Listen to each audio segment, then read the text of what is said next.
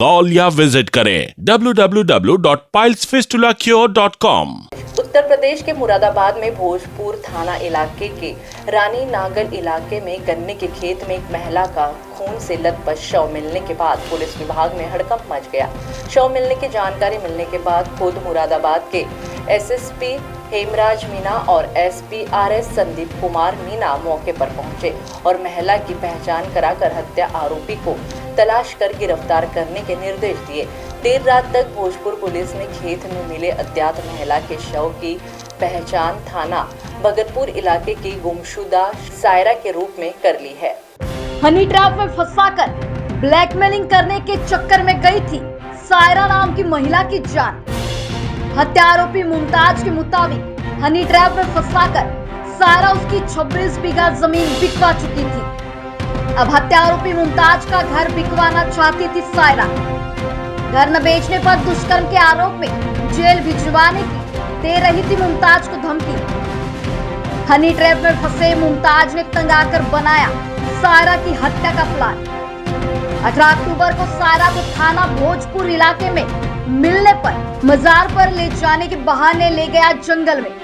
मजार पर जाने से पहले सेक्स करने के लिए सायरा को तैयार कर ले गया गन्ने के खेत में। शारीरिक संबंध के बाद चाकू से सायरा के पेट में किए कई वार। सायरा के शोर करने पर गर्दन की धड़ से काटकर अलग। शव गन्ने के खेत में छोड़कर आरोपी मुमताज हुआ फरार। अगले दिन ई रिक्शा के चालक ने अखबार में फोटो देखकर की महिला और हत्यारे मुमताज की पहचान। भोजपुर कस्बे में 100 रुपए ई रिक्शा चालक से तय कर सायरा के साथ मुमताज गया था जंगल में। पुलिस ने आरोपी मुमताज को गिरफ्तार कर हत्या में इस्तेमाल हुआ चाकू किया बरामद।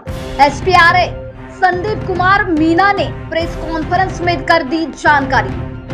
अक्टूबर 2023 को भोजपुर थाने के रानी नागल गांव में गन्ने के खेत में एक महिला का शव मिला था, जिसकी ग्रामीणों ने पुलिस को सूचना दी। पुलिस मौके पर पहुंची, मैं स्वयं मौके पर पहुंचा, एसएसपी सर मौके पर पहुंचे और फॉरेंसिक टीम बुलाई गई। वहाँ पे जब पाया गया तो महिला का शव, उसका गला कटा हुआ था और आसपास के लोगों से जब पूछताछ की गई तो महिला की पहचान जाहिदपुर भगतपुर थाना क्षेत्र के रूप में हुई। और उसके बाद में जब घर वालों से बातचीत हुई तो घर वालों ने एक नामजद तहरीर दी जिसमें मुमताज का नाम लिया गया और मुमताज घटना वाले दिन से ही फरार था और पुलिस द्वारा एक टीम का गठन किया गया और उसकी धरपकड़ शुरू की गई। तो उसकी गिरफ्तारी हुई तो उसमें पूछताछ में उसने मुमताज ने बताया कि महिला के साथ उसके करीब 20-25 साल से संबंध थे और उसने महिला के चक्कर में करीब अपनी 26 बीघा ज़मीन बेच दी थी और उसको सारे पैसे उस महिला को दे दिए थे। लेकिन महिला कुछ समय से उसे ब्लैकमेल कर रही थी, उसे बार बार कह रही थी कि पैसे दीजिए नहीं तो मैं आपके खिलाफ बलात्कार का झूठा मुकदमा दर्ज कराऊंगी। तो इस वजह से ये काफ़ी परेशान था और ये मौका ढूंढ रहा था उसको अपने रास्ते से हटाने के लिए। 18 तारीख को महिला अपने घर से दवा लेने के लिए बाहर निकली तो ये रास्ते में मिल गया मुमताज महिला को और इसने कहा कि कहाँ जा रही है तो उसने बताया कि मैं दवा लेने जा रही हूँ और वहाँ जाकर ये कुछ देर बैठे और वहाँ जाकर इसने मौका देखकर जो अपने साथ ये छुरी लाया था इस महिला के सीने पर वार किया।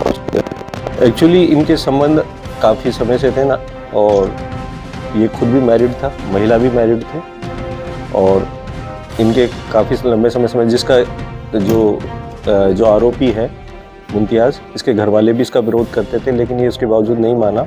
इसने खुद अपने बयान में स्वीकार किया है और इसके बच्चों ने भी बताया मुमताज के कि हमारे पिताजी ने इस महिला के चक्कर में करीब हमारी 26 बीघा ज़मीन बेच दी और जिसका 1 रुपया हमको नहीं दिया उस महिला को ही दिया और महिला इससे काफ़ी समय से ये महिला को पैसे का दे रहा था और वो महिला अभी भी चाहती थी कि वो इसको पैसा देता रहे।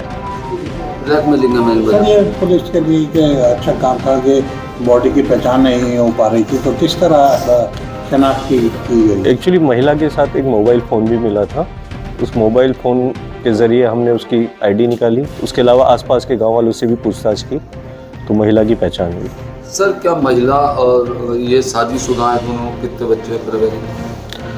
ये भी शादीशुदा है और महिला भी, महिला के भी करीब 6 बच्चे हैं। कहते हैं हाथ की बुनाई हुए वस्तुओं का कोई तोड़ नहीं होता।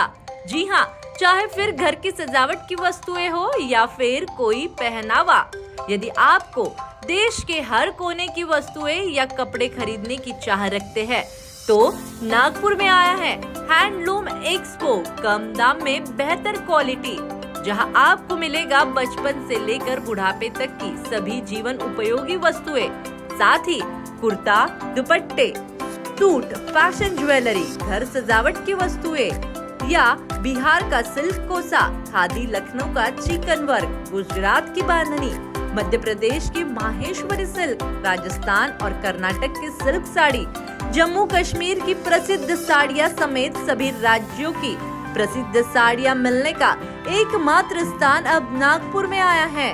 जी हाँ, हमारा पता बिशप कॉटन मैदान, VCS स्टेडियम के पास, सदर नागपुर। 15 अक्टूबर से लेके 28 नवंबर तक ले सकते हैं इस एग्जीबिशन का लाभ, तो जल्दी कीजिए और पहुंच जाइए इस एग्जीबिशन में।